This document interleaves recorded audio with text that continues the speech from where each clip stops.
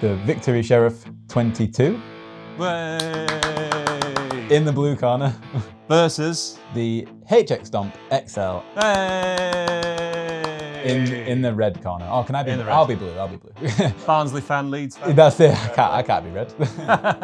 This obviously does a lot more than just that, which I believe is why you bought it. I bought the Victory Sheriff with my own money. You brought this HX Stomp. Why? This, to me, felt like the most affordable, but then also probably like industry standard thing. The HX Stomp, I think when it came out, it just felt like the right choice, and it can do everything. Sounds good. Or can it? Yeah. Or does it when compared to a real amp in the room? Yeah. But also compared to how this is gonna record, because part of the advantage of the digital amps is you know what it's going to sound like recorded, because it's going to sound like that. Yeah. Whereas we're hearing it in the room from a big cabinet, yes, and that sounds different. Does it affect how you play? So I guess we've got it on an A/B pedal. Start off with some tone.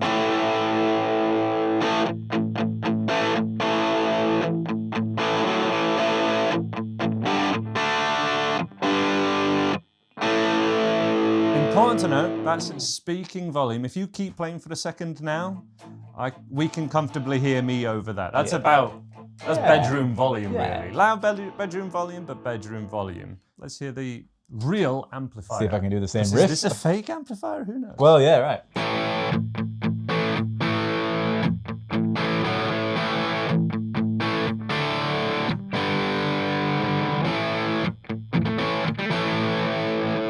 Initial thoughts in the room. 100% in the room. As soon as I start playing that, it feels much better. You probably saw it in my body language. I just was a bit more like, you know, I could just really, you can feel it. This is my first time playing through this Victory, bear in mind as well. So that's also, you know, playing into it a bit. It sounds awesome. That's the first time you said sounds good. The first two times you said feels good. What do you mean by that? What is this for? What's the HX Stomp for? You know, if you're playing a wedding gig, bride and groom don't know what a Marshall sounds like, really, let's just say. So you're kind of getting by using this sound, knowing that it's pleasing the audience. You're being faithful to the song. You're able to choose what amp suits that song. That functionality is just so useful. What's the range of songs that you had to play in your wedding band, or that you'd want to recreate at home that this delivers? From like an 80s This Charming Man to a Nirvana or a Bon Jovi, to a whatever else. And at the click of a button, you can go between a lot of different tones. All the effects you could ever want. Yeah, that's another thing. One thing to plug in, right? One thing does all. Silent stage.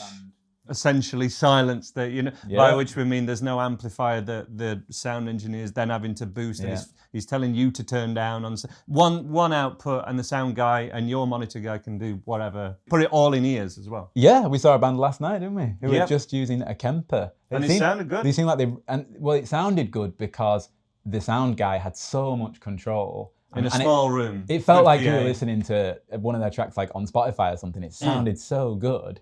But it's a similar thing to this test where it also didn't feel good to me.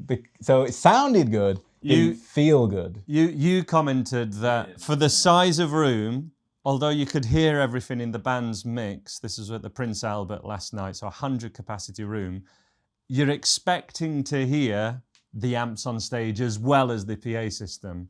And to us as guitar players, we know what standing in front of an amp being loud feels like, and we like that. Yeah. Feels like, not sounds like. So if you play a little bit through this Valve amp now, what's the feel of a real Valve? Again, real amp. This is a real amp. It's here. It's an amplifier. But Valve's actual amp speaker as opposed to desktop speakers or having it in your ear.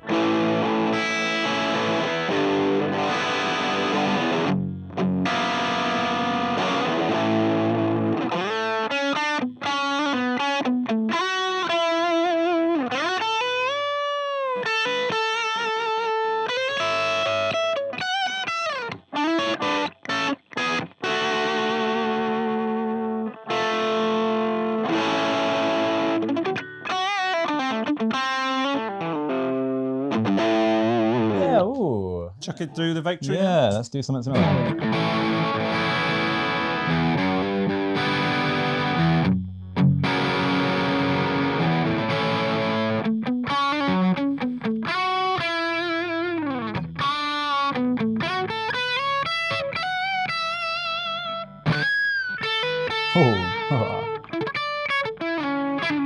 Initial reactions.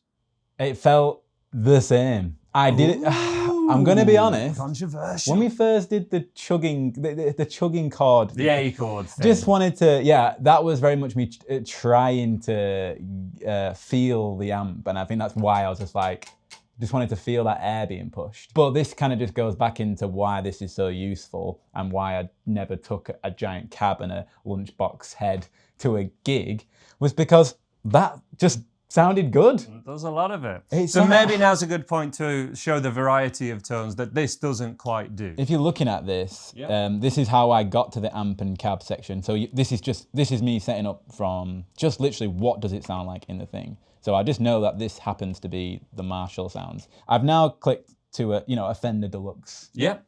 kind of sound. Same old plexi. Yeah, sound, which sounds amazing. But now.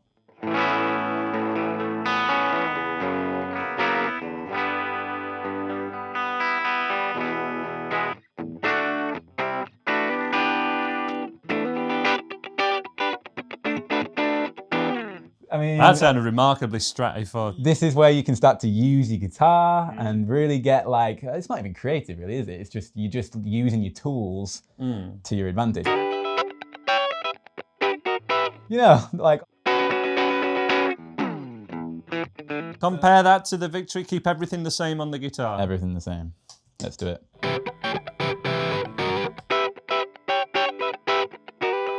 Again, it's not better or worse, I think, but the variety there is pretty insane, right? The issue sometimes with this kind of thing is just that you just get option paralysis, and this is the other side to it. I mean, how many did you click through to get to Just this to one? get, and they're adding more all the time. Yeah. I haven't even updated this to the recent firmware. It's a never-ending topic where it's like, do you make a tone for each song in your playlist?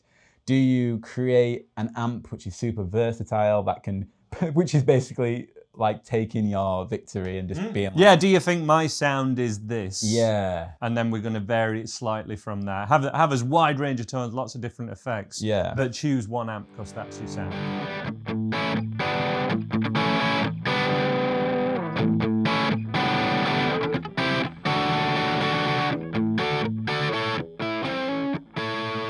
It's not easy to get a variety of tones from that thing. I would be using the guitar a bit more. I would be relying on pedals. yeah. And this has got a lot more variety than that, isn't it? And this is another aspect of this as well. So if you had a Fender whatever style amp, but then put a drive in front of it, you put, I don't know, whatever drive it is in here, Tube Screamer-esque or a Rat or something like that.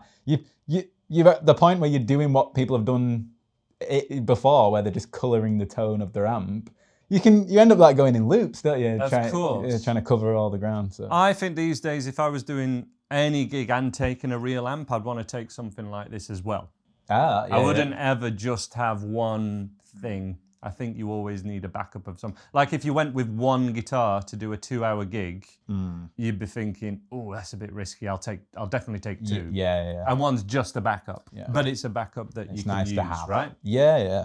Have you ever taken just this to a gig and that's been fine and no issues? I must have definitely plugged that straight into a PA at one point. In fact, I think I've depped a few gigs where I've done that. Yep. But then I did get into the realm of just being like, I do want something behind me that I can hear. And also, if you are depping a gig and someone's in control of the sound, like the guy who you're depping for, and he's like twinkling. Sometimes it's nice to just turn it up on your amp a bit. You're Just be in like, control. Yeah, just without them knowing. So you're like, I want people to hear my solo. or, sometimes. So I did get into the realm of like just putting that through an effects loop. I've just literally scratched the surface. But who does? Yeah. Who? There's actually so many options. Who does? Often, I know quite a few touring guitar players who have a guitar tech, and literally the guitar sets a lot of this up for them. They literally go, give me the best Fender sound, Plexi sound, something else that this thing does. Yeah. Because half the bands can't get their head around this. They need a guitar tech. And you don't have the time.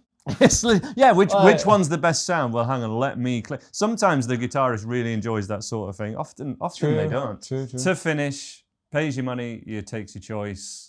One will appeal to you more than the others. I always come back to using a real amp because I want to remind myself what real amps sound like.